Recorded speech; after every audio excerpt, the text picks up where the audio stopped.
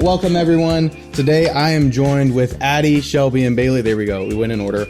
And they are the creative minds who turn brains into beautiful, functional websites. And today, we're going to talk about why design isn't just about looks, it's about results. And so we're going to dive in. But before we dive into any of the other media part, I want to know, first and foremost, as an icebreaker question, what is your creative fuel? Is it a coffee order? Is it a playlist? Is it a weird snack? I don't know. So what is it for y'all that is like your creative fuel? Yeah, you go first. I make a coffee every morning. I'm using the Nespresso now that I've learned how to use that. And then I have my headphones on for probably 90% of my day, playing whatever Spotify has dedicated as my day list. There you go. Yeah. There you go. I don't have a coffee order. I just go in and whatever I see first, I order. Yep. There you go. And then my playlist is usually something instrumental, like a movie soundtrack or a video game soundtrack, or sometimes just brown noise. There you go. Yeah, you stole mine. So if I'm like super deep into like critical thinking, it's just brown noise. So Yeah. and then I'm usually listening to a podcast. If it's not like super intensive, I need to be focusing. And that's usually just like a true crime podcast. Yeah. So See, Like every so often you need dialogue. Yes. You need people talking back and forth. Yes. Me, I'm like very much like I will listen to music, but I'm a one-track mind. Like if I'm listening to a podcast, I'm going to start forgetting what's in front of me and just be listening to a podcast. Well, mine's Y'all are worse better than me. though. I can't read it if someone's talking. So Yep. it takes me probably 7 hours to listen to like a 30-minute podcast because I'll like pause. I feel so bad during the day when Bailey's like, what'd you say? I'm like, I'm so sorry I interrupted you. Yeah. Well, I'm glad that we were able to talk about our creative fuel, but now I'm really curious about these particular questions that we got, more of the inspiration. So first and foremost, and more of a fun question, what's one website that you love that you didn't design, and why is that your favorite? I really liked Reach that Addie designed. It's just, it's a therapy, it's a therapist. Yeah. It's a therapist service, and it's for children. So it's still a little more fun while still being calming. And it has like that, more professional vibe while still kind of looking like a kid there. Yeah. And it's like in a good way. Yeah. I'm horrible at explaining this. That's okay.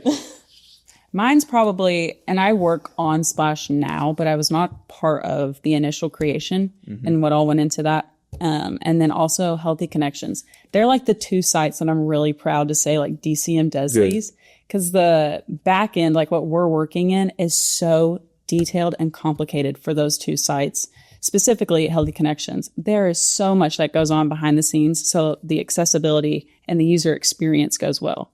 And I really like seeing that because it's the hard work that people don't see, but it makes me proud whenever it works well on the front end. Yeah.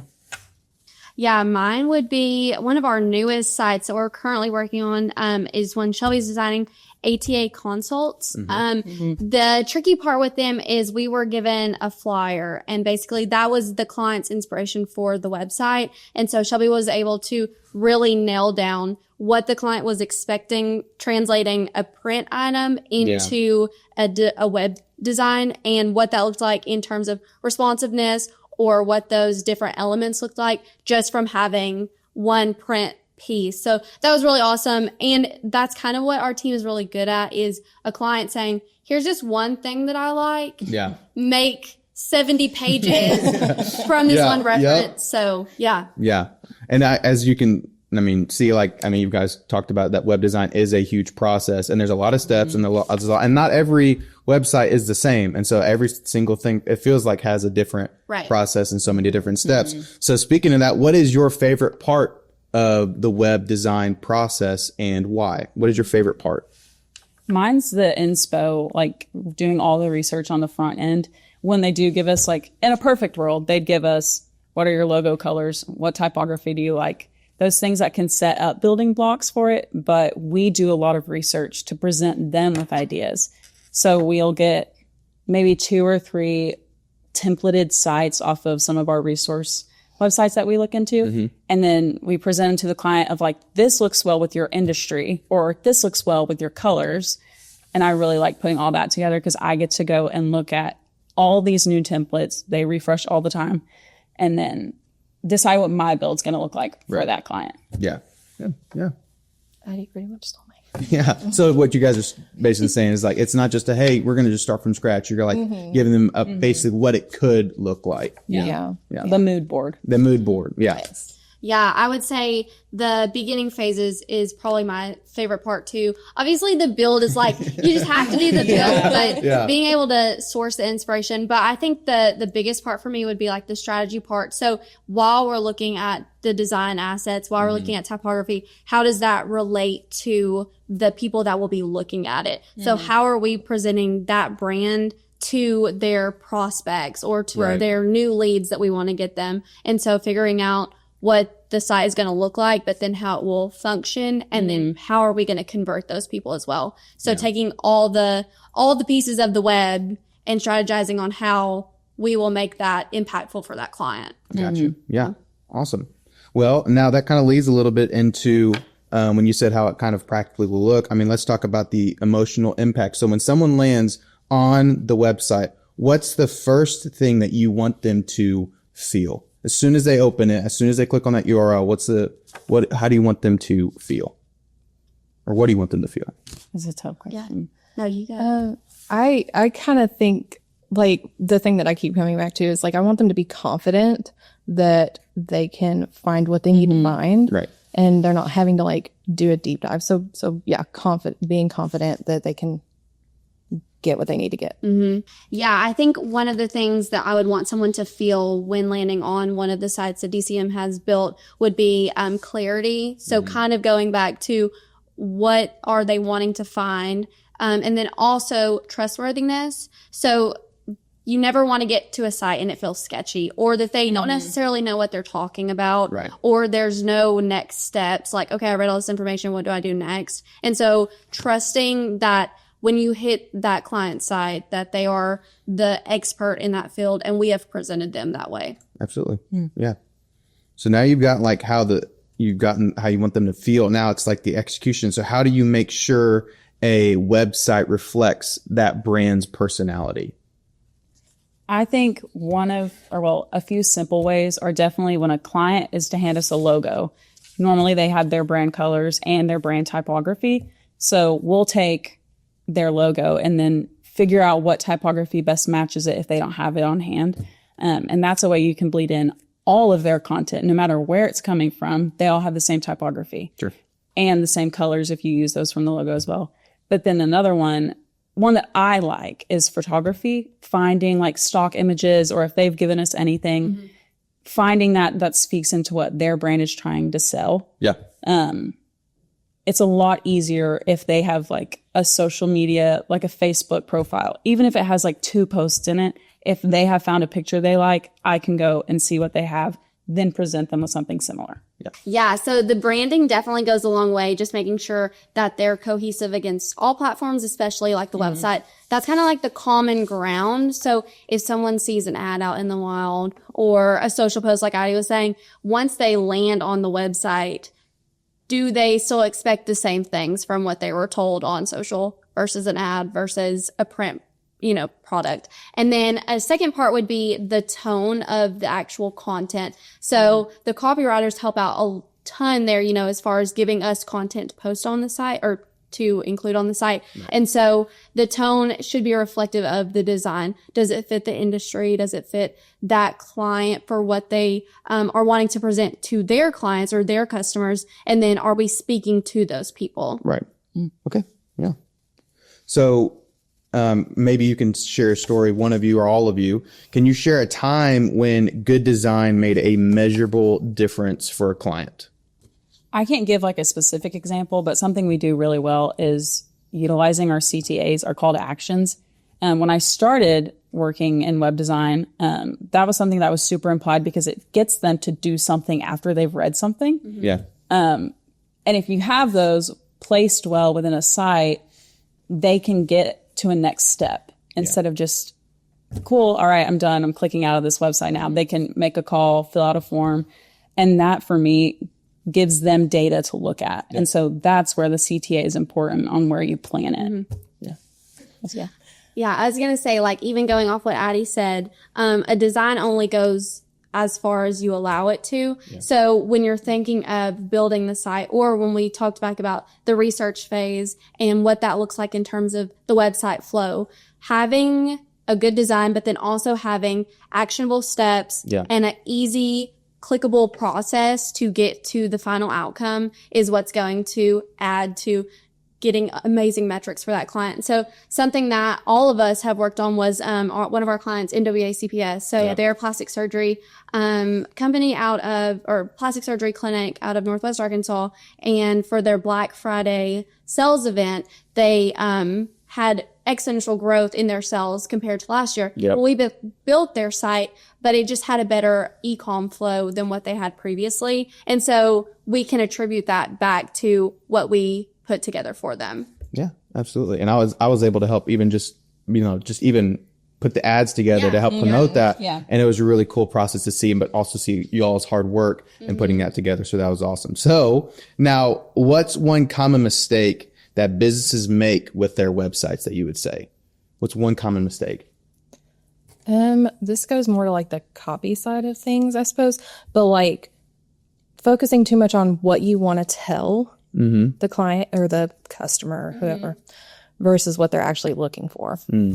So, Yes. My very short good answer. Yeah. And I'll even add on that to kind of what Shelby was saying, how our copywriter structure web content is, I'm going to solve your problem instead of here's how we solve problems. So more so about the client or about that customer and less about who we are, we being our client. And so having better conversations with your people that are landing on your website is what's going to convert them. Right. And then also just not having conversions and allowing your website to just kind of sit there is one of the biggest mistakes that we see. Clients who have come to us, they're like, well, we have a website, let's run ads to it.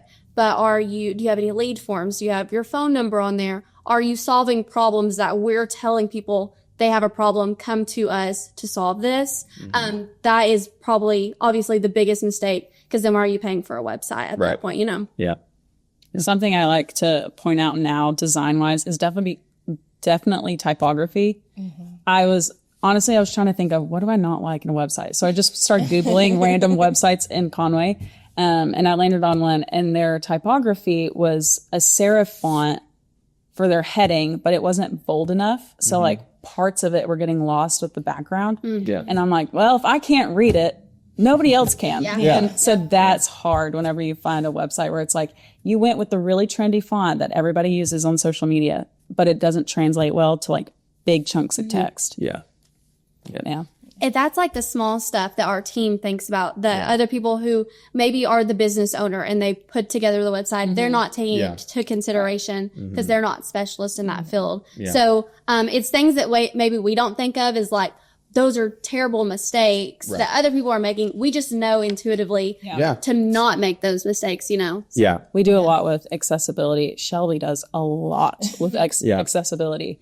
And so when I see something like that, I'm like, well, I mean, you do what you got to do. But for me, if I were to build it, I might have done something a little differently. Yeah. So you just said that. So you guys constantly, after whether it's the first draft or you've got, what you feel like is a finished product, what do you do to that? Do you send it to another team member? Do you send it straight to the client? How does that typically work for y'all to make sure? I mean, you guys, like you're talking about it, like you go to a website and the first thing is like, is the typography readable? If it's not readable for a customer, for me, it's not readable for a customer. So how do you guys do that? As soon as you get a website, what you feel like is finished, do you send it straight to the client or do you send it to internally first to another team member? If I make a website and if me and Shelby make one, we send it off to Bailey first because she's the senior web designer. And then once Bailey approves it, then it goes to the client. Most of the times, though, it's a drafted website. So that means you can't find it on Google. So I wouldn't be able to just click on somebody's unfinished website. But if we share it with the client, they have access to those links. They have the password to get into it. And then they can read through it, give us back feedback. And then once it's done on their end, we push it live. Gotcha. But it has to go through a couple checks and balances just to make sure they're happy and we're not promoting something that they don't really like that much. Yeah. But Yeah. Most everything that we do goes through internal review of some kind, even if it's just me and Addie reviewing for each other. So. Yeah.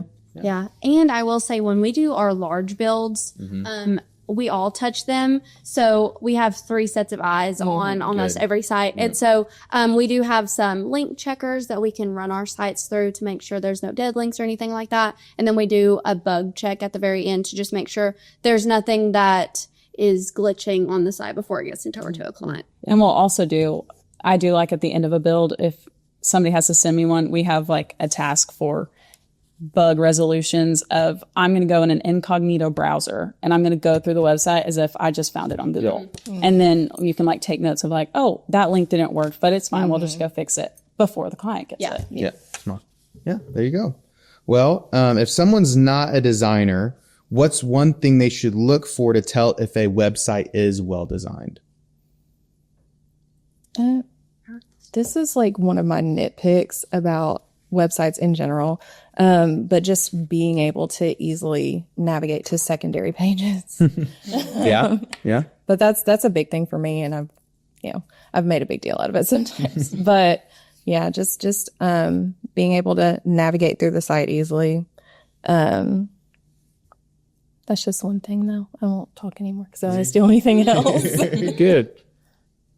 I was going to say probably, does your design decision match everything else that you're pushing out? As in, okay, your homepage looks great. Did you continue that design to any of your other landing pages? Or if you're posting on social media, are you also using that type of branding? I have like the super nitpicky things would be like have all your corners sharp or have all your corners rounded. That way you're not like going back and forth on design choices. Everything looks like it goes in a good flow. But that's just something small. Like truly, I feel like anybody could do it. Are all the colors the same? Typography the same? Try to keep it super minimal, Right. but still effective. Even as small as like making sure the spacing's cohesive throughout the site. That's a small thing that I see a lot in some sites. Another one too is the responsiveness. So you get on a website on your laptop and you're like, wow, this looks great. Like this is awesome. And then you get on your phone to show somebody and it's like, oh, the headline's gone. Yeah. It's not super responsive. And that can hurt a lot of people. Yeah. Yeah. And even taking a step back from if you are not a graphic designer, but you're having to build a website for your small business. We have the luxury of being able to work with other teams, with the graphics team, with the copy team. And so we are provided assets to help the larger picture and build out that website more extensively than maybe a small business owner would. But one of the biggest things, like I was saying, we have the luxury of a copywriter. To me, it's when I land on this site, in like the first 5 seconds, do I know what they're about, what they're talking about, what they're selling, what I need to know about this brand. And so be very straightforward and have awesome call to actions or have awesome headlines. So I, as the viewer, as the customer, know what I'm getting myself into. Right. Or I might just bounce from the site. Yeah. Absolutely. All right. Last question. What is something that you admire about the people sitting next to you as a designer? Yeah, for me, I have an awesome team. And when I say team, like we all work so well as a team. And I'll say specifically Addie and Shelby peer reviewing, catching each other's errors or mistakes just so the client won't catch them. It's really awesome to see the collaboration between the two of them and just how we continue to amplify our designs and taking older sites, reimagining them, new sites, reinventing what they previously had. That's just been really awesome to watch their journey in the year and a half, almost 2 years that they've been here. So, yeah. I think if I just pick like a specific thing for Shelby, it's definitely, she has an eye for accessibility. I mean, like it's crazy. She's like always finding, oh, hey, we should try this out on here because I think it'll help make the site run faster. There's a lot of things that she does behind the scenes that I don't even think right off the top of my hat to do. And I really admire that because she has such a analytical mind in that way. And then Bailey, I could sit there for 4 hours trying to make one page. And then Bailey's like, oh, I did it in 30 minutes. And I love that. Like I said, you have worked here long enough. I'm so thankful it's easy to you. And I just want to know, how did you do that? Because I couldn't. There's been so many times where I'm like, I did this a really jank way. And then she's like, oh, well, just do it like this. I'm like, oh, oops, all right. Yeah. That's pretty much the same thing for me with Bailey. Like, she's been doing this so long that she can come in and take care of pretty much anything. Yeah. Addie has a great eye for design. Yep. Yeah, her ability to come in and make completely new elements out of really very little sometimes, and just make it look really cool, or whatever, cohesive. Yeah. So even what you both said, it's the teamwork that I was talking about. Y'all are both different sides, right brain versus left brain, and so it really does help that you guys can lean on each other's strengths to have the best outcome. Yeah. It would be really difficult to have a team of just Addies, because it's if I don't know that, it's gonna take me a while, or we're all gonna work 16 hours. But well, there you If we go. had a team of just Shelbys, it would run fine, but it would look like what, a MySpace page in 2009. Oh, nice. Did you have a MySpace? Yes. I never had a MySpace. Oh, here you go. I don't think that was a wrong one. No. Y'all are young. Oh my I had a gosh. nice base, so that makes color. Yeah. Well, thank y'all so much for teaching us all about websites. And let me tell you, I've worked with y'all for a year and a half, and I still feel like I learned so much about what it is you guys do, about each of you, but also where your focus is and how you guys work as a team. So thank y'all so much. And also shout out to Monica for these dope cue cards, who's behind the screen. But thank you, Monica, for these amazing cue cards. So y'all have a great day. Thank you so much.